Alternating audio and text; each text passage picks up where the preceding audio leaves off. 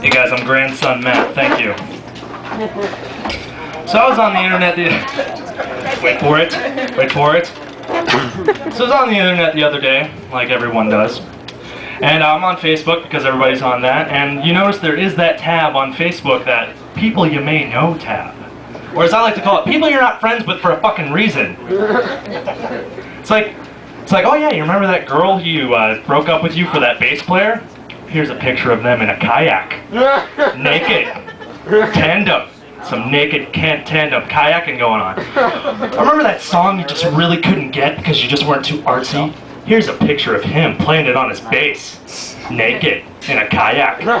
Tandem. And like the people you may know tab, like that's really helped anyone. Like, holy shit, that's my second grade tetherball partner. Legs McGlinton, oh my god, ad, hello.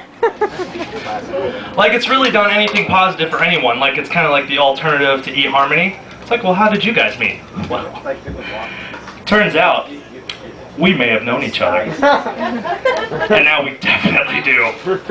Right, honey? Hey, book, right?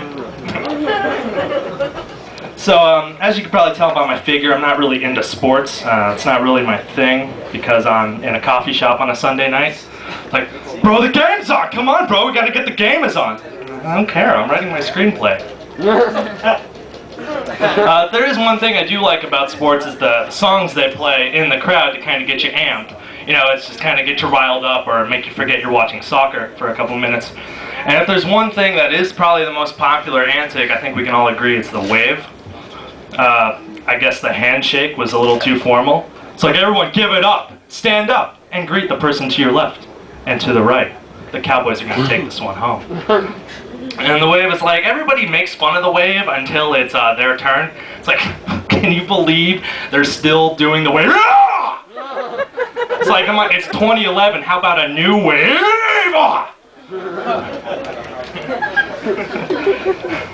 So I like going to the movies, but if there's one thing I don't like about the movies, I don't like going to the movies when you're with your friends and they're kind of all on the fence about the movie, but you're the one who recommends it. Like, come on guys, let's go, it's gonna be good. It's gonna be good, because if the movie's bad, they're never gonna forgive you for it. You'll be a couple weeks later, your friends are all mad at you because you took them to a movie they all hated. You're at a restaurant with them, they're like, that's a pretty good baked potato. Unlike that visual cancer that Matt made us watch 2 weeks ago, right? You're such a faggot. Like, why do we hang out with you? I would like Jason Statham and Michael Cera to make a movie entitled Same Shit, Different Movie. Because, you know, Jason Statham, regardless of whatever character he's playing, he's always got that 5 o'clock shadow shaved head thing going for him. And Michael Cera, regardless of whatever movie he's in, he's got that living in the shadow of another more popular actor, 5-year-old girl thing going for him. And the thing about Jason Statham is that he's the guy from The Transporter. He's in all these movies where he fills the void of an occupation that's not really exciting, but then he makes it exciting, like The Transporter or The Mechanic. And I know it's just a matter of time before we were waiting and we're seeing, this June, Jason Statham is bathroom attendant. It's like, hey, would you like a... it's a great night out there, right? Would you like a fact? Did you call me a fact? No, you're a fact! Like a bathroom attendant. Has anyone ever really had a great night because of a bathroom attendant? It's like, you know, you're eating at the restaurant and the manager comes up, hey, how was everything tonight, guys? How was everything? Well, the steak is cooked all right, but let me tell you something.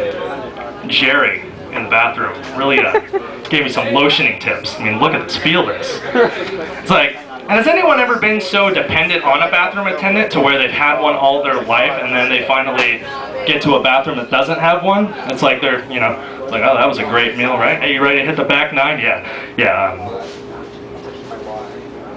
Any minute now. Charlie! And there's no bathroom attendant. And another thing about movies is that you notice, like, when a movie isn't really doing that well and it's been out for a couple of weeks, they give it some kind of obscure category. It's like, oh, this, rather than saying the #1 movie in America, they say, oh, this, the #1 romantic comedy for families. This year is blah, blah, blah.